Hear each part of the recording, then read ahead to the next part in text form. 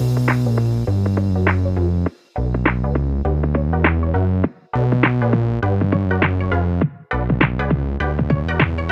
welcome everybody to another episode of Chris and Dave's Reality TV Cast. I'm one of your hosts, Chris, and my co-host and very good friend is Dave.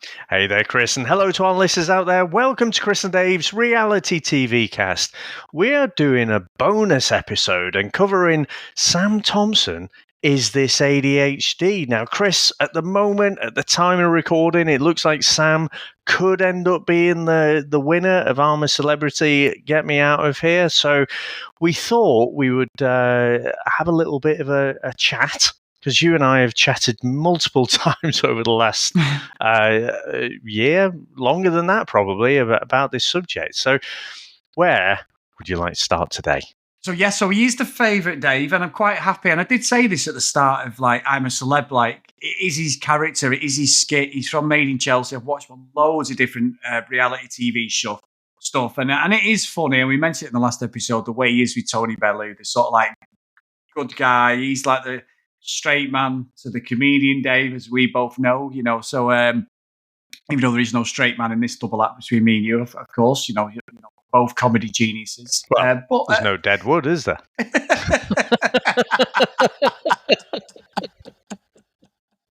Only people who watch The Office UK would understand that, Dave. But there you go. Banter. Which we do have another banter. Yeah, we do have another podcast, Back to the Office podcast, covering The Office season 1 and 2 and the specials in the UK as well. So if you get that, that's like a segmented special that we did a couple of years ago, which we absolutely love to go back on. But anyway, the reason we're going to cover this is because I've recently just watched this. I talked about it. You've watched it. It's on YouTube, as I say. I'll put the links in. It's because in the last, it was March this year. I've been waiting 2 years. I've been we're going behind the curtain today. I got diagnosed with ADHD. So it sort of started, and I know a lot of adults are being diagnosed with it now. And there's a lot of in my family, there's a lot of mental health problems, which I'm sure there is in most families, these days, unfortunately. And I do think there's people in my family who are misdiagnosed and do have ADHD. But yeah, there's a lot of things that came to pass. I just went on a rabbit hole. I think it was in the first lockdown, looking, going, ADHD, when you read up on it, it's become more in the news and more about adults being diagnosed. I'm like, let me have a look at the symptoms, Dave. So I'm going to read the symptoms out. This is what made me make an appointment with my doctor. And it was carelessness and lack of attention to detail, continually starting new tasks but finishing old ones, poor organisation, inability to focus, prioritise, continually losing or misplacing things. Well, Sam will tell you the amount of cards I've lost, Dave. They've switched credit cards, everything. Forgetfulness, restfulness and edginess. Haven't got the quick temper, must admit it, but inability to deal with stress, extreme impatience and taking risk, i.e. impatient, which is what I am. And also very, very impulsive. And I mean horrendously impulsive. So when you read all them, there was a light bulb come on in my head and I'm like, this might be why. Because I always have loads of noise going on in my head. You've even on the podcast, the amount of times I just randomly say stuff and just, I'd sort of say what I'm thinking sometimes without any filter. Sometimes I can be very tact, and then other times when I get going, it's one of the things. And my main thing to get out, anxiety, anything with anyone who's got ADHD, a lot of people, it's energy. And my wings were clipped as a kid. We weren't allowed to show a lot of energy, and that's a lot of personal stuff with my family. But mine is talking, Dave, which they've acknowledged that once I get going, I'm like the Micro Machine Man, as you well know, and as I've just started this podcast. So we were talking about this. I sent this to you. We've had plenty of discussions about ADHD over the last couple of years and since my diagnosis. And for me personally, it's absolutely changed my life, which we'll talk about. So that's why we're here. This is what we want to talk about. Sort of behind the curtain, me and you just talking about something a little bit different. But with Sam Thompson being in I'm a Celeb, we just thought it was quite relevant to bring it as an episode to everyone. Yes, it is obviously going to be a bit of a different one. Probably take the piss a little bit less because, we're talking about Sam Thompson, but also about us. You and your journey and then my journey and whatever. We've jumped on completely unscripted, so we have no idea how this is going to go. But yeah, a bit more serious, a bit less of taking the piss, but not that much less. So I just expect it. So you've said there, and I think it's a big thing. I think there's still a bit of stigma, or not a bit of stigma. There's still quite a lot of stigma about anything that's like any kind of mental health disorder or neuro abnormal. Is that I'm probably getting all the wrong terms here, but so. Let me give you this from my perspective, how this has gone the last sort of, well, probably couple of years. So you're probably the person I speak to most on the planet. Yeah. Everyone. Is that a bad thing? No, not a terrible thing. And you alluded to the Back to the Office pod, and one of our behaviours is, and we're better at it now, but spinning up new podcast projects. and so through those podcasts, obviously we talk a lot, but we talk a lot outside of podcasts as well, don't we? So, we just happen to be recording for some of the time. Now, my sort of knee-jerk reaction when you started, we started talking about this and you were starting to explore it, and it's just like, I want to look into this. I want to know more about it. My knee-jerk reaction is probably what I see from 99% upwards of people, which is, but why do you care? Like, it's not like you're a kid who's struggling with to concentrate in their maths lessons. You've managed to navigate your life, through to middle age. Still your prime, Chris, of course. Not quite your prime. Your prime is probably a couple of years older. But why do you care? It's not going to matter at all. And over, again, letting people peek behind the curtain, one of my favourite times of the week is Saturday morning when you and I get to talk probably for several hours and record a little bit of a podcast in the middle. But we put the world to rights, we talk about a wide ranging shit at that time. So in these Saturday morning sessions, we talked a lot about this. And, I've kind of been there, or it feels like I've been along that journey with you from those initial discussions. And it has, watching the Sam Thompson documentary, you recognise the discussions. I mean, it all happens super quick, doesn't it? And he does it privately because he doesn't want to wait years to get it done on the NHS. Thanks for that, you Tory fuckers. So it's happened over a long time. And then, I can't remember exactly what it was, but it was fairly recently. I think it was after you went on to the medication. I think I was like, what are these symptoms again?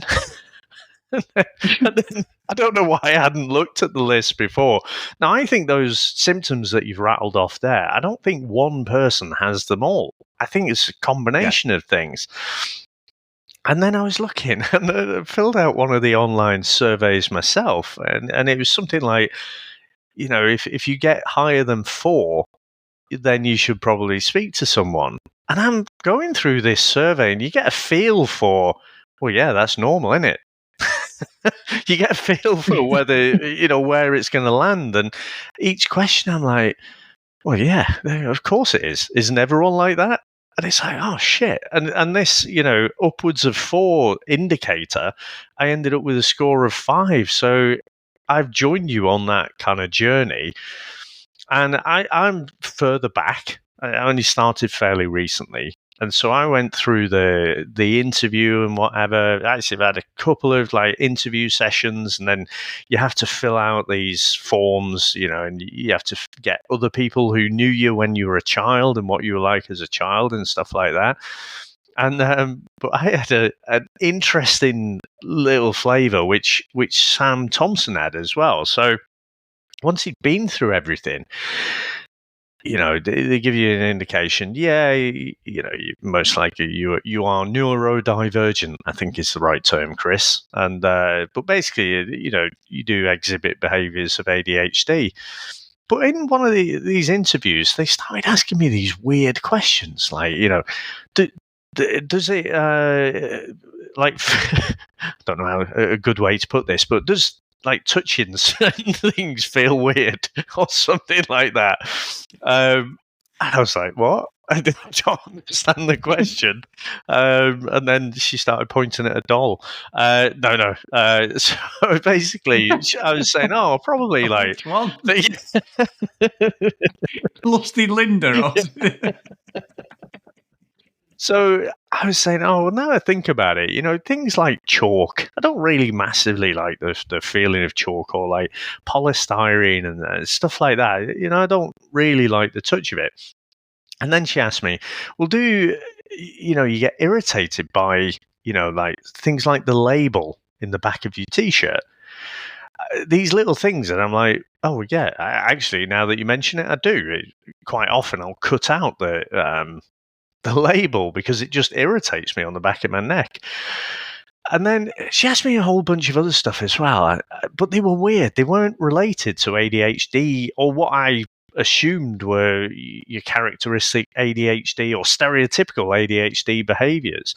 And then she said to me, do you know why I'm asking these questions? I was like, honestly, I have no idea, because these don't seem like ADHD things. And she said, you do have traits of autism. Now, Chris, I've got to be honest, my initial inside voice was like, fuck off. There's no way. No way. But then, actually, I must admit, I was a bit taken aback, and probably for the next 24 hours, I was like, holy shit. I was kind of expecting the ADHD thing, but I wasn't expecting the autism thing. So when she said that, I was like taken aback by it. But then when I started to think about it, I thought, actually, you know what? That makes a lot of sense. And I guess, like I say, I haven't decided, what am I going to do with that information or anything really. I just all fairly new for me. So, yeah, but what I found interesting with the Sam Thompson documentary is he had the same thing. Now, he and I are completely different, I would say, in so many ways. He's way more like active is probably the word, outgoing, chatty, fidgety. He's everything ramped up to 11. But yeah, even the documentary emphasizes the ADHD bit. And then, even though the psychiatrist or whatever she was, the medical professional said about the autism, it was kind of almost like swept under the carpet. Yeah. And you know what, Dave? It's interesting with you because you say, you're right. Like, so when like you say to everyone, we Saturday morning, that's like our therapy session, in it, as you say. We do our podcast, The VHS Strikes Back, but we usually spend sometimes 2 hours talking early in the morning before we even get going. And then sometimes we're both like, look, I've got to be off by whatever time, because when we get going, we've got our own family, we've got different things to do. We've got to drop people off, do whatever. There's different things we have in life. Does. But yeah, we have just gone on this like journey for a long time. And I remember you saying that about like, why do you need to know? And it did make me think. I was thinking, yeah, I think you're right. And I know it's quite common now, and people are saying, oh, it is hip to be, diagnosed with ADHD. But like, I was waiting for 2 years on the NHS. I didn't have the luxury of Sam Thompson and spending, I had to wait 2 years. At one point, I thought they'd completely forgotten about, and I think, I don't know about you, and you were saying about like when they said like, they've only steered towards the ADHD with me. Now, whether that changes as I get older, I get older, I have like follow-up sessions, I'm not sure. But it's really interesting because you said, didn't you, like, I wasn't expecting the second part of that conversation. I was expecting all the markers that we both would sort of show. And you said it yourself that me and you are completely opposite people. Like, that I am so impulsive. All you've got to do is lay a little foundation of an idea. And I've done this before. I've created a podcast, I've created a logo, I've got a fucking music jingle, I've got it all going. And then it goes into the podcast graveyard because and your greatest analogy of us two is you're the guy with a parachute on who's double, triple, quadruple checking it.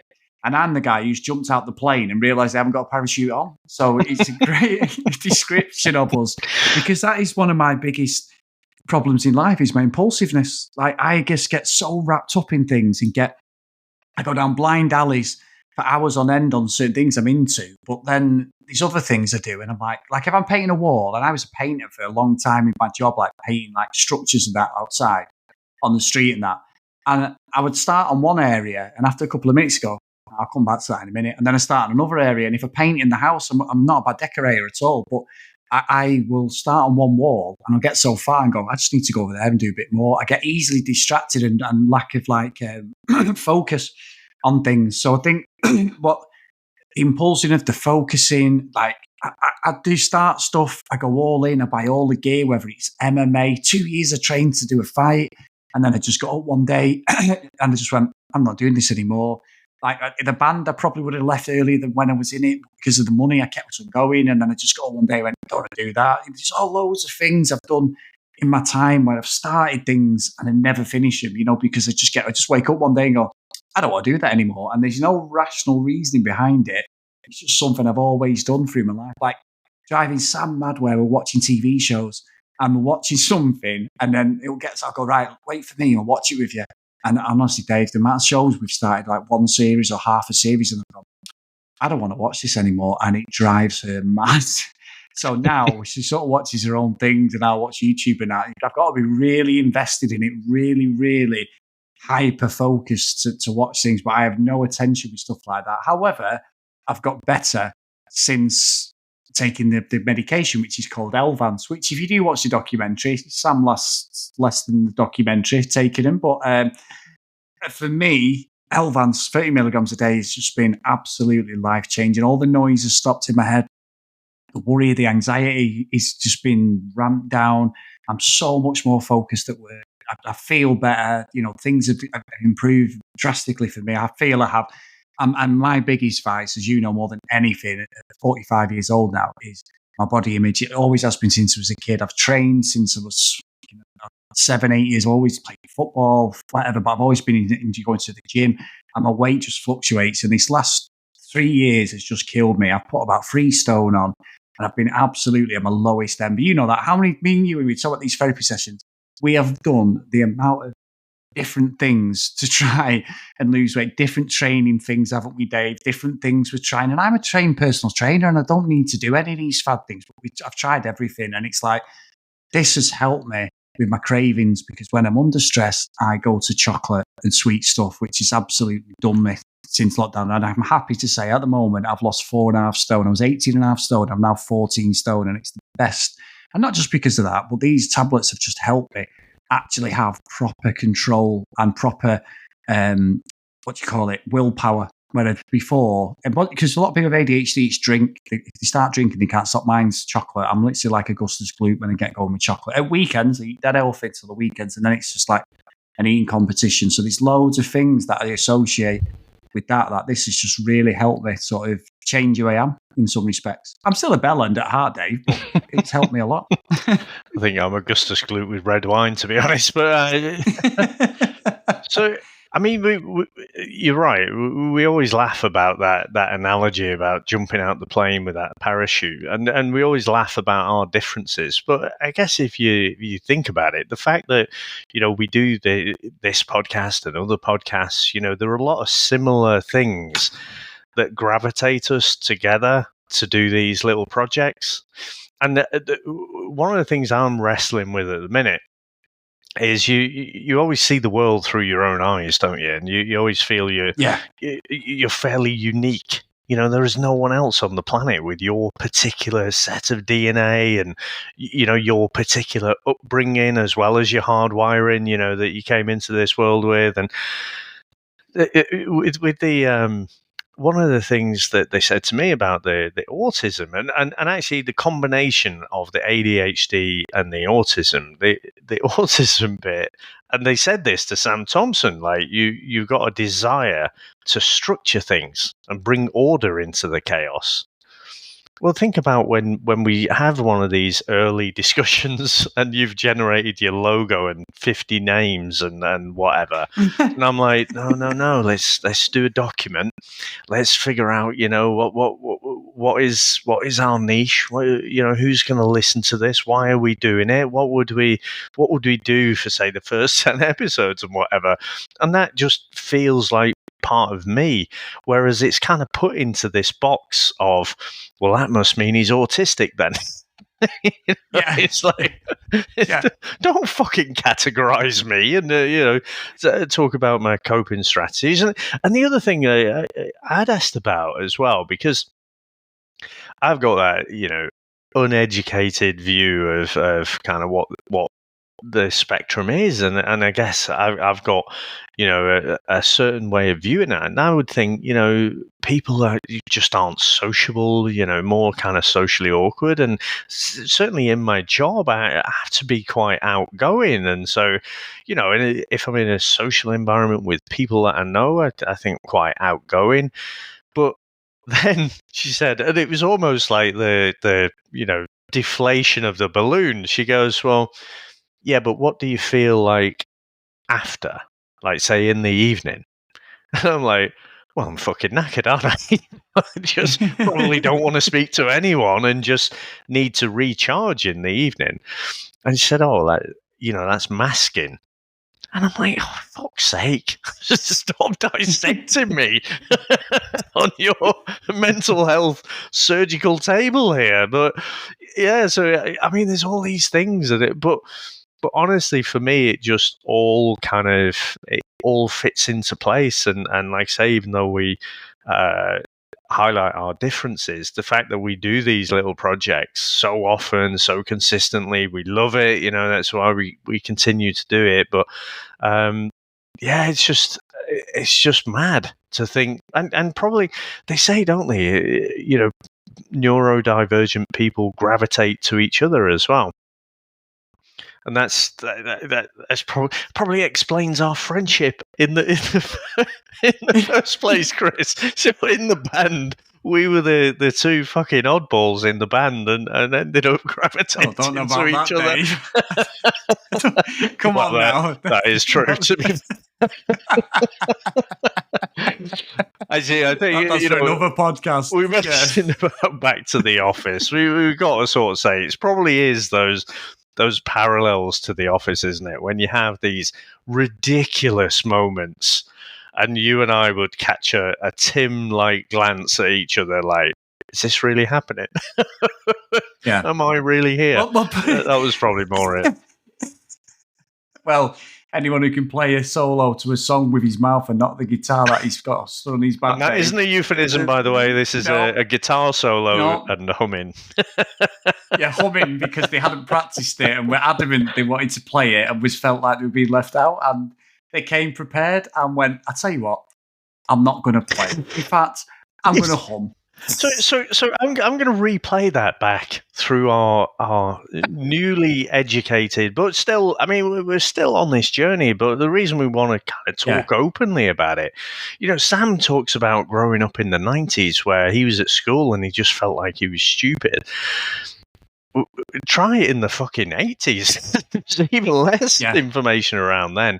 But some of the ADHD and autism traits are around being impatient with certain things. So, guitarist in the band, right, or rhythm guitarist in the band says, I'd love to do more lead stuff. Now, me being the encouraging old soul, I'm like, well, just do it. Don't ask for permission. Just learn a solo and do it. Yeah, I can do that. That was one of the weeks. And so anyway, we I can't remember how we started it. It was Wonderwall, wasn't it? You remember these things better than I do. So we're like, oh, brilliant. Oh, well done. Oh, go on, you carry it on. So, sorry to go. So, we used to practice in this like function room of a sort of social club, members only club on a Monday, didn't we? And it was like we would get like the women's darts team would come through, put the oven on in this massive function room, and we'd nick most of the food when it was cooking there, or I would probably. Good times. Hence the wider jeans, yeah. And this particular night, what I used to do is obviously as the singer was. I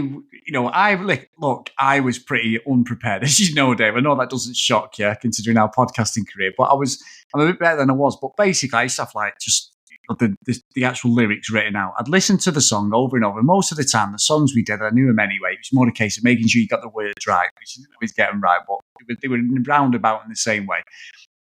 And what had happened is, you as musicians, and I'm obviously the untalented one in the corner, I was usually lay on a table, which is like, he's got 4 chairs, it's a table, and I'm just lay there bored out of my head. I can see it now. Media. I can literally see it in my mind's eye now. Yeah, there's me, lay on my back with my boot-cut jeans, Adidas Superstars, thinking I'm fucking Liam Gallagher as well, Dave. And you musicians would be doing it, so it'd be bass, drums, because they drive the whole band, uncredited David, thingy usually, bass and drummer. But then it was like, 2 guitarists, and putting this together. And I knew that, like, obviously the lead guitarist was not going to have this, and he was just going to be looking around the room like Tim in the office. And this whole bit come, and there's a bit in Wonderwall where the guitar goes do do do do do do do, or something along them lines, Dave. And as I'm doing that, that's exactly how that played out when we were singing the song. I'm singing the song, we get to the solo bit, and he actually spoke the solo. And I remember putting my fucking, at the end of the song, just collapsing on the table, sort of looking up at you and the guitarist, fucking crying internally, going, holy fuck, what have we just seen? Knowing that you were absolutely Homer Simpson fist raging, and so was everyone else in the band. And it was, for me, it just tickled me. I was just like, yep, okay. And these are like the little things, as you say, going through the band, like that sort of, yeah. And then, but then you would, I was so impatient, that, and different things. That is, for me, it's just an absolute classic moment ever. But I love it. I mean, from my perspective, again, I'd given the encouragement. It's like, just go for it. Yeah, like it's an 80s movie and you're expecting, punch in the air or whatever. And it gets up to that moment, and I'm thinking, here we go. Now, in the previous week, we'd always say, let's learn this song. And so, I'm sat fucking learning the bass piece, and like, oh, what was that? And the bass usually isn't that high in the mix, so you have to listen to it, probably fucking 100 times before you're actually in a position to get through the song. And you're practicing this thing, practicing it. Okay, yeah, there's the change and this, that, and the other. And it gets to this solo bit, sticks his guitar behind his fucking back and starts humming the solo. And honestly, my face, I've got no poker face, as you said, but I am thinking, in my head, I'm like, are you fucking kidding me? I've waited a week for this. And like, literally, I was just, beyond frustrated at that point, Chris. And you're pissing yourself quietly, but I am, at the time, I am seething. It's only years later that I can laugh back, and like I say, it's those. I'm going to put that down to the not sure whether it's the ADHD or the autism, Chris, but that's why I was so mad. No, and joking aside, there's loads more we can't actually say on the podcast about that the Band-Aid, but there you go. But no, I do think, getting back to some what Sam went through, so Sam's journey is really interesting. So yeah, like you say, he does leapfrog most people's way, and I will say the reason I talk about this is that I have seen a couple of people, mainly in my family, sort of question, like smart-ass comments, or just look at you vacantly and you think, as soon as I leave this room, you're going to be going, what the fuck was that all about? Whatever. However, people who are not connected to me like that, it has had such a positive outcome where I've had people privately message me asking how I found out about it. Why did you come to that conclusion that you needed to test, that you wanted to go further with the NHS? People who've got kids saying like, thank you for that. I've been quite open on a couple of the social media platforms about how I feel about it. As when my outside body image and personal being feels better, then you are a better person. We're all like that. We all have struggles, especially body issues. Everyone's got them. I'm not, unique in that case. It's just 35 years. One of the reasons I became a personal trainer, because I didn't want people feeling like I feel every day, because like continually battling all the time. And a lot of, sometimes ADHD can be caused from like trauma. So if you had a bad childhood, most of us had, stuff like that. So there's loads to it and loads of different things to unpack. But like you said before, Dave, you've gone with a certain thing for yourself, and then it's opened a slight door to something that you weren't expecting. And I think maybe they would do that with me. You say about like touching things, they didn't actually ask me any of that because I spoke for an hour and a half and didn't catch a breath. And at the end of the hour session with two psychiatrists, I said,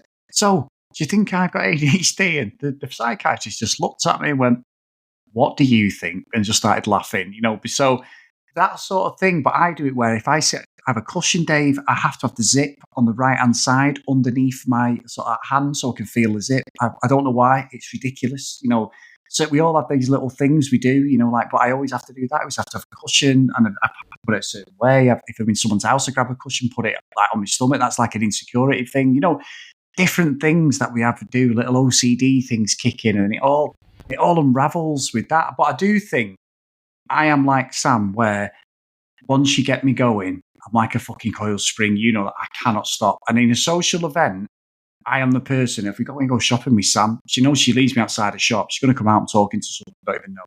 Or I'm having a chat, I'm having a laugh with someone, or someone, in a social event, I'm like, I could be there talking to every single person. But in the same respect, I'm happy when the front door's shut and I'm not talking to anybody. But I sort of, like, we all do it like at work. We all play characters, don't we? Because you've got to pay your bills, everything.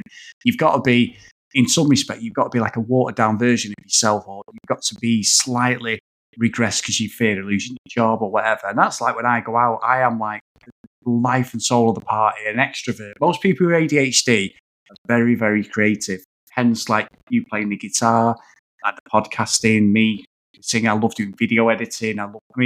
One of the main things with ADHD is for people, because attention span's bad, but it's very, very relevant and they will stick to it. It's gaming. And I'm a massive gamer. I've been gaming since I was a kid. And gaming is very good for people with ADHD, children, adults, everything, because it's something that you'll actually focus on and sit there and you don't get restless and go off and do something else. So just different things. But yeah, a lot of people are extroverts who are ADHD, a lot of people on TV and that space. See, this is weird though.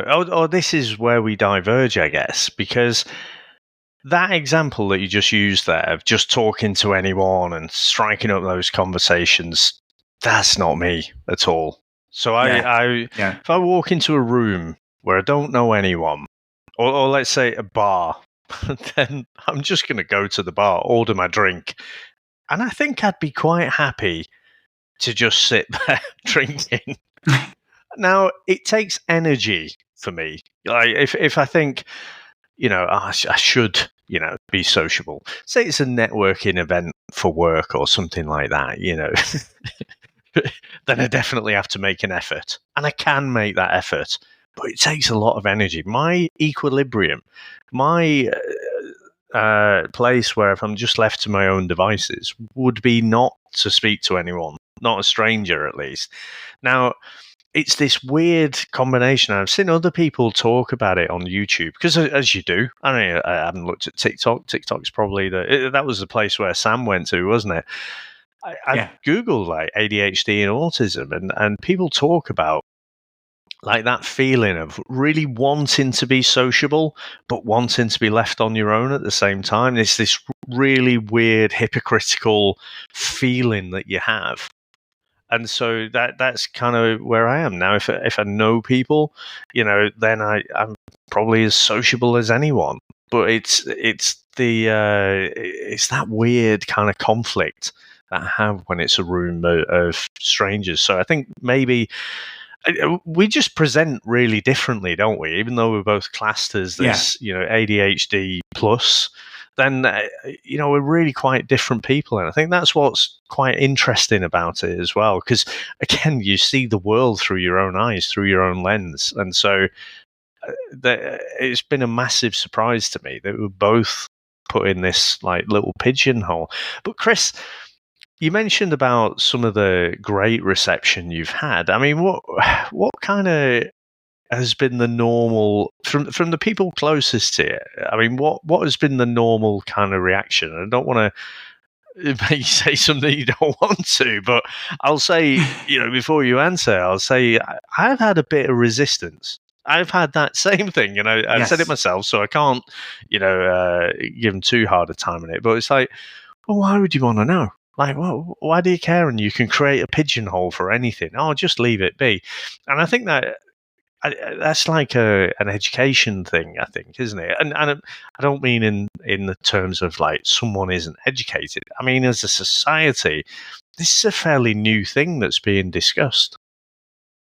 Yeah, and you know what? It's true, and I will be completely honest. So Sam's been great, like, and also with her, she's like read up on it, researched it, and she's been really supportive with it. So I can't thank her enough.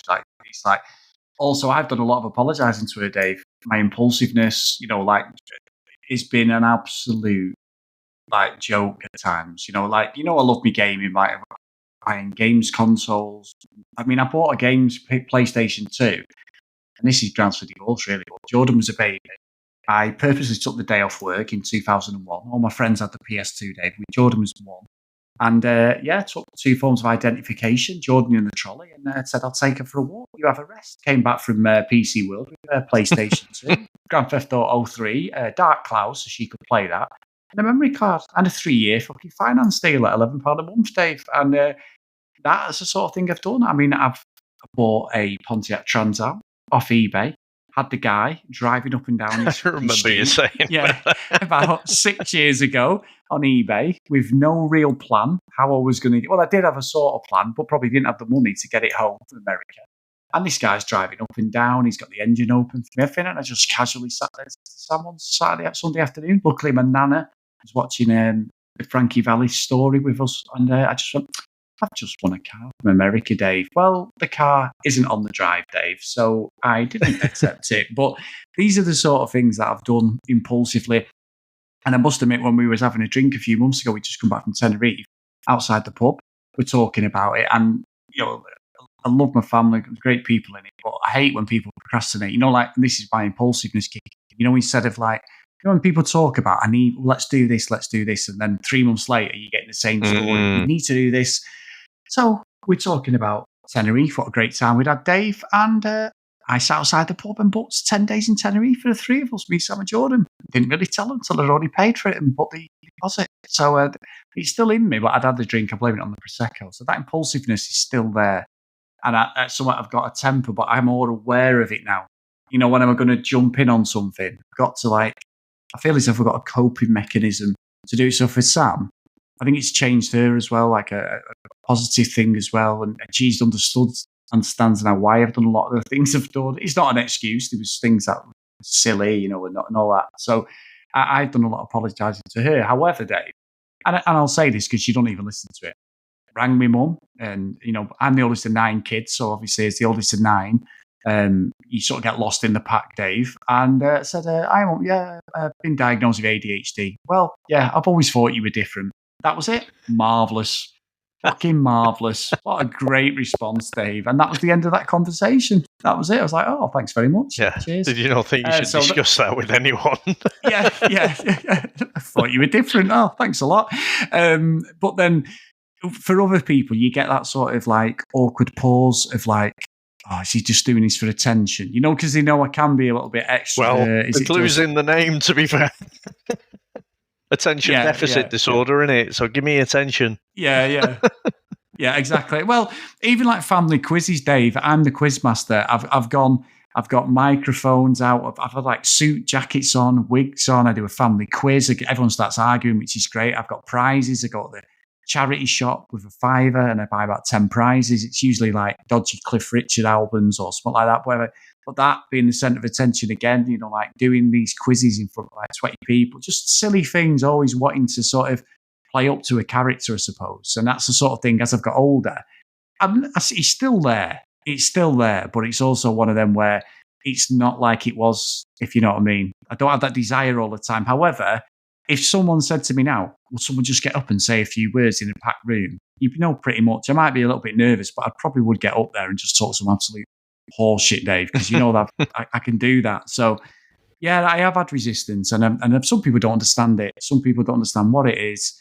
And I know full well, once I've left that room, that these discussions there of like, like how you saying, like, what's the point? So, yeah, I have had a resistance, but I'm also no how I feel. I know I feel better. I feel like me, I suppose, or how I probably should have been feeling all my life. So this Elvance has been, for me, transformative. I'm not saying it is for everyone, but for me personally, whether it's placebo, I don't know, but I feel amazing at the moment. So I haven't got to that point where I have to make that decision. I'll be chatting to someone soon, and I guess my fear with it is it just changes some of the better parts of you, because you said about the impulsiveness and stuff, but it's as if there's like this perfect person. And so, if you sand off a bit here and sand off a bit there, you end up as this perfect person. But I don't know if you could clinically design that. So I guess I'm just a bit fearful that if I went down that route, you'd end up being that fucking beige one at parties. So it'd be great. I'd walk into a room and I'd talk to everyone about mundane shit. It's not interesting at all. But I will make that decision at some point in the future. But Chris, bringing it back to Sam, and we've seen him on I'm a Celebrity and talk glowingly about his fiance there. I mean, what did you think of how she reacted to him and like his, in particular, the medication and the diagnosis and everything? It's interesting because I'm analysing myself, and you asked me a question about yourself. I think I ended up going off on a tangent about myself, so apologies, Dave. I think I've just done that, but I think not intentional. But I don't know what you said. I wasn't listening. Yeah. Fuck off. There's nothing new there. Anyway, so no, but I did. I mean, Sam watched it. We both said like her reaction was just about herself. It wasn't like. So it's hard this because we're talking about Sam Thompson and I'm talking about my wife, Sam. So I'll say Samantha. So when Samantha talked about, she said like a lot of things made sense for her. My reactions, different ways. She just let me do things. She'd let me dive into things and just let it see. In the years she would resist, but now she knows if I get involved in something, whether it's starting to learn to play the guitar again or whatever project I want to get into, that it's going to run its course, whether it's a week, a month, a year, it'll run its course. You better just leaving me to do it because I'm just going to end up doing it. And that's like how she's understood it, and she's looked at it, and we've both talked about it. We have loads of open discussions about it. That's the best way to do it.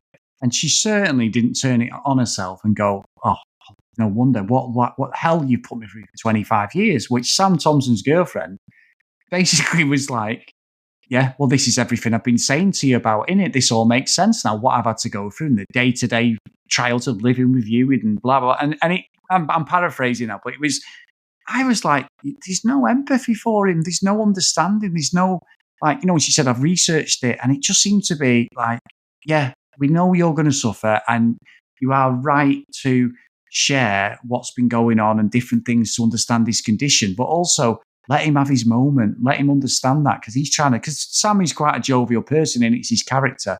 And I thought he was really off to me, Dave. I thought like she just completely made it about herself.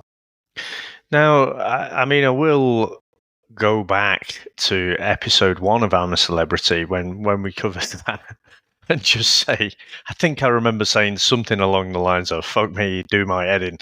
And he says in the documentary, doesn't he? Like, he'll ask a question, but then he doesn't have the attention to actually listen to the answer. So he's asked the question and he is interested, but then he's wondering about other stuff while the person's talking. So I can imagine that kind of stuff really grating on you. But I think the thing I didn't really like about her reaction was she was almost giving him an ultimatum about the medication. She was almost saying like, well, I've been saying all this stuff to you. I've been putting up with all this, but you know what? It's not forever. So you've got to sort that out. And it's a phrase like, well, I love everything about you, but not all the annoying shit. So honestly, I felt I watched that and I just thought, I don't want to say this because not even married yet, but kind of feels like a divorce in the making. Just to be a miserable bastard. I mean, they obviously, she might be different off camera, but I don't know.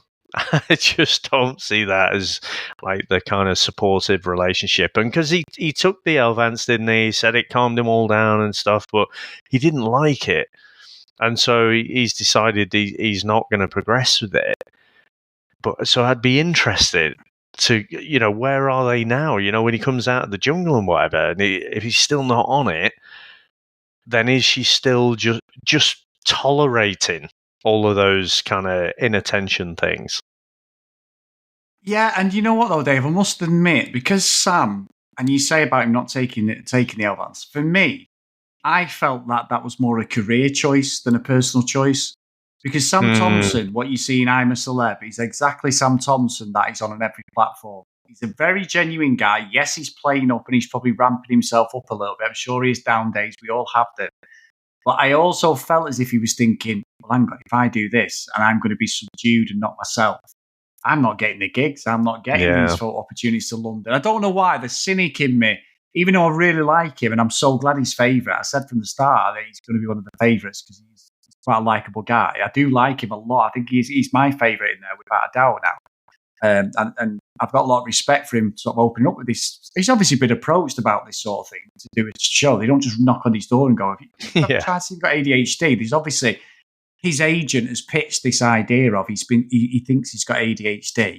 Probably after he missed another fucking train and he'd had enough. Yeah, another one train, to London or something, some massive audition. But this obviously, behind the curtain, that's exactly how it's played out. So, but I respect it, and that's it. It's like he seems like a lovely guy. So I think for him, that's how I felt watching it. However, I do think it's a fantastic documentary just to see, because he's that like ADHD, as in the hyperactive, over the top. Like really, you cannot stop him. You cannot shut him up. I know with me, Sam will say to me, she said this before, like, you need to stop fucking talking because I won't let people talk. Sometimes, Dave, I just go on. As you know, I know podcasting career, but I go on and on, or I'll labour and say the same thing over and over. So it's one of the things where it's interesting to see, as you said, everyone has it in a different way.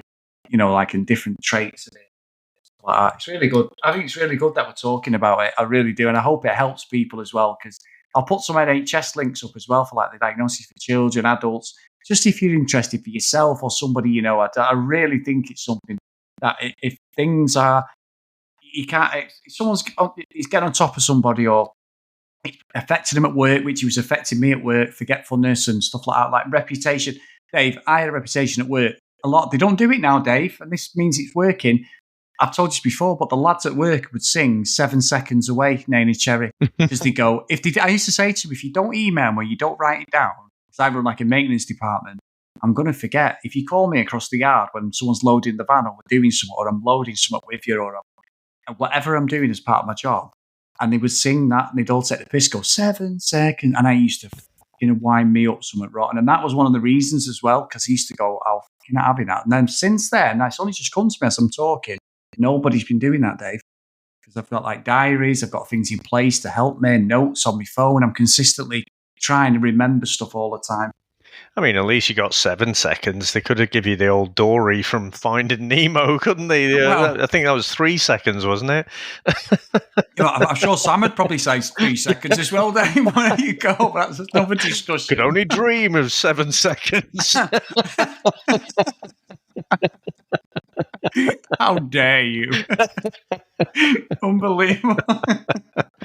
But yeah, I honestly, if I predict, and hopefully they're better than the reality TV predictions, but if I predict what the future will look like, if I look at the last sort of couple of decades, really, isn't it? Since this has become part of our consciousness, I guess.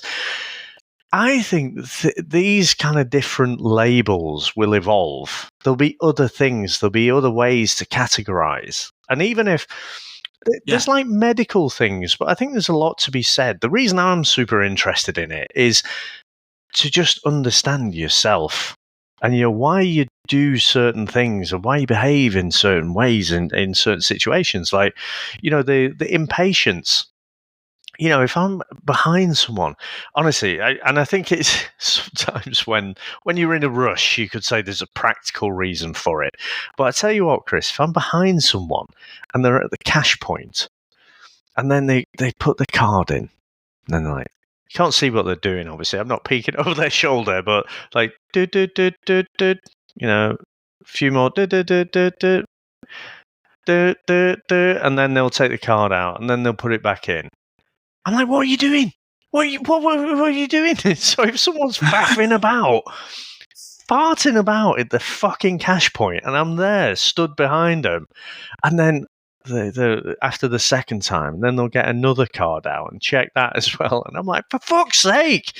So I do have that, like, just impatience with just day-to-day things like that. So I think, I can't remember which bit that is, if that's the ADHD or that's the autism bit, but it just helps you explain. That's why it's that gut reaction feeling. And so when you know that kind of is the way you're wired, you can come up with your coping strategies and you can behave in a different way. And, you can have the conversation with yourself. Look, they're not doing this to piss you off, even though it fucking feels like it. So helping understand yourself, that's kind of where I'm coming from in all of this. Like I say, I think it will evolve. We'll continue to learn more and more about it in the coming decades. But again, why, we're both pretty passionate about talking quite openly about this is probably because, a lot of people out there just haven't even gone one step. Chris, if you hadn't gone on your journey, I would not have a clue. And I wouldn't have even took the test. I wouldn't have thought to take the test.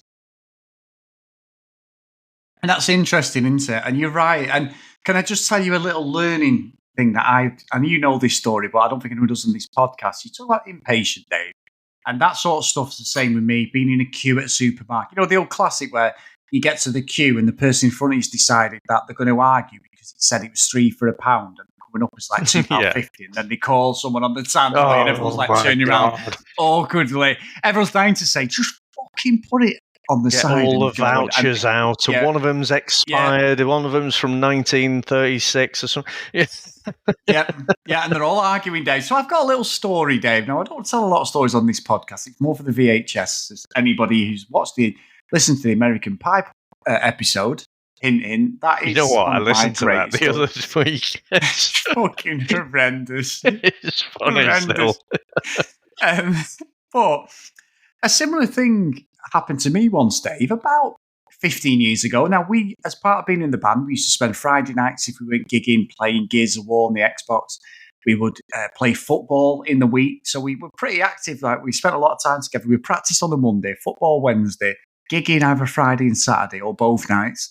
And then we were gaming. How I stayed married, Dave, I do not know. But we did a lot of that as the band. We were together as like a brotherhood, I suppose, in some respects. But I remember coming out of football at the JJB, Dave, in Trafford, and a stinking full kit on, shin pads. You've got all them horrible little rubber ball things like inside your socks all that, shoes. And I decided for a few months that once I'd done the shopping I've played football at 9:30, I do the weekly shopping. So go to Asda near the Trafford Centre. Go in there, I'm stinking. I look like some like proper sado full kit wanker because I've got like probably the full United kit on. And I'm like, late 20s probably. And there's a guy in front of me talking to the woman on the till. I've got a full week shopping and they had a couple of tills on because it was late at night. And there's a queue behind us with about 4 or 5 people. And I'm not usually like that. But because of the situation of me smelling my own body odour, Dave, which desperately needed to be showered, and this guy chatting away to the woman who was packing his bags, and he's chatting away, and I'm going, for fuck's sake, this is fucking lazy. But he's about a couple of years older than me. I was like, fucking lazy. I turned around to the woman behind. She's looking. I went, you seen this fucking guy telling her in livestock? This is fucking poor woman on the till, giving it the big un, Dave. The guy turns round, Dave, at this point, realises like there was obviously a bit of commotion. Someone's saying something. He's got one arm, Dave. And Chris here then literally could have died and swallowed up into the ground. I then, being the shithouse that I am, turned round looking as if someone else had been having a go at him, trying to deflect. And the woman behind just looked at me, shaking her head. And I've never been, gone so red and been so You're a terrible person. So ashamed of myself. And then when I got to the till and was creeping to the fucking woman on the till, she knew I'd been fucking slating him. And I honestly, I never went back at that time again to do my shopping, Dave. I felt fucking awful. You- And that is God's honest truth story. You are basically Will from the In-Betweeners, aren't you? Because he always ends Yes. up in those sort of situations. Where there's one where the Thorpe Park one where he's Yeah. moaning about, the people they pushed in.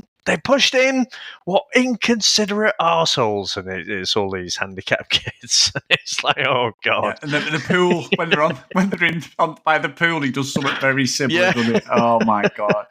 But no, I mean, I know we've talked loads today, Dave, and I'm hoping that try to do it in our normal way, but being a little bit honest behind the curtain, because we've talked about possibly doing a bit of a middle-aged man podcast, haven't we? Just me and you just talking about whether it's a 15-minute podcast once a month, just something about men and life or whatever, something completely different to what we used to doing. Just being a bit more open about ourselves as well, because if it helps people, I'm hoping that having this discussion today might help people as well. There's no thingy to it. I think it just shows with Sam being in there, it's a nice time to sort of bring this, because we've been wanting to do this for ages, haven't we? So Yeah. just to be honest and talk about ourselves a bit more. And I feel like you've over-indexed on the men part.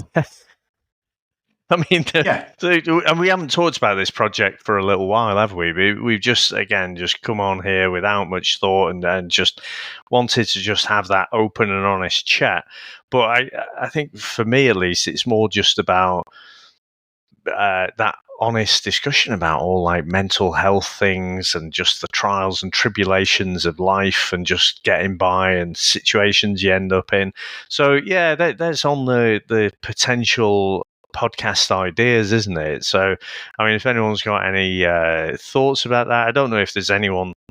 We haven't done any research at all, but it's just something that, because we discussed this anyway, right? And it's just a case of, well, maybe if we package it up and put it into a podcast form, maybe some of these conversations, maybe the things that we talk about, other people out there are thinking them or going through the same stuff and as well. So that's kind of why we're thinking about it, really. Yeah, no, I do, and I'm dead pleased that we've had this chat as well. And I hope it's been good, it's been really good, mate, really good. And I'm all for Sam to win. I'm a celeb now, I've got to say. Yeah, really good. So, anything else, Dave, before we go? No, I'll just back here as well. I thought in episode 1, I thought, oh, it'll be too much, or, this is a bit of a persona, like a showbiz persona that he's putting on and he's not going to be able to keep it up. But no, he seems genuinely like this person, and you just can't help but warm to him. So I definitely hope he wins. And yeah, good luck, Sam. Oh, good luck, Sam. And as I said before, I'm going to put the link to the YouTube documentary. It's only 45 minutes. It's really interesting. NHS website, obviously, that's UK based, but this, wherever you are. And also, one of the things I did, actually, I haven't mentioned it. The reason I came to a conclusion, because I did a number of online tests, free online tests. So what I'll try and find when I put this up is a couple of tests as well. That's all I did. I did 3 or 4 of them. It was like, oh, I've got 8 out of the 10 markers. So I think I need to speak to someone. And that was consistent. You just got to be honest with yourself. So if you're interested, I'll put them there anyway, guys. So I do appreciate that. I think that is the thing, isn't it? It's the if you're interested thing. Because people, may have ADHD out there, perfectly happy, with how things are and don't need to know. I think it's only if you're curious about, why you do certain things, and I think that's it. I don't think everyone out there needs to rush, to do one of these tests. I don't think it's for everyone. I think it's just about, if you want to know, then it's something to explore. Yeah, and please, my DMs are always open, so message us. I'm happy to chat about it or give you any help or advice or any questions you've got, just give us a shout. So as always, if you want to email us, cdrealitycast@gmail.com.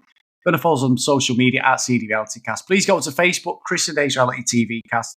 And a massive thank you to every single person who supports our podcast. We really, really appreciate it. And as always, if you do want to support us, please go to patreon.com/cdrealitycast. So the roll call of honour for today is Katja, Sims, Andreas, Nick, Danielle, Caroline, Kim, Amanda, Larissa, Helen, Nicola, Emma, Fiona, Cassie, Megan, Maggie, Zoe, Gillian, Keith, Helen, Chloe, Noreen, Joanna, Libby, Katie, Dee Dee, Susan, Hennessy, Lucky Lulu Green, Lauren, and Ken Gustafson. So thank you so much, guys, for all your support. And when this goes out, I'd love some feedback. We both would on what you thought of the actual podcast, and would you be interested in sort of a behind the curtain sort of podcast of us just chatting about life and that.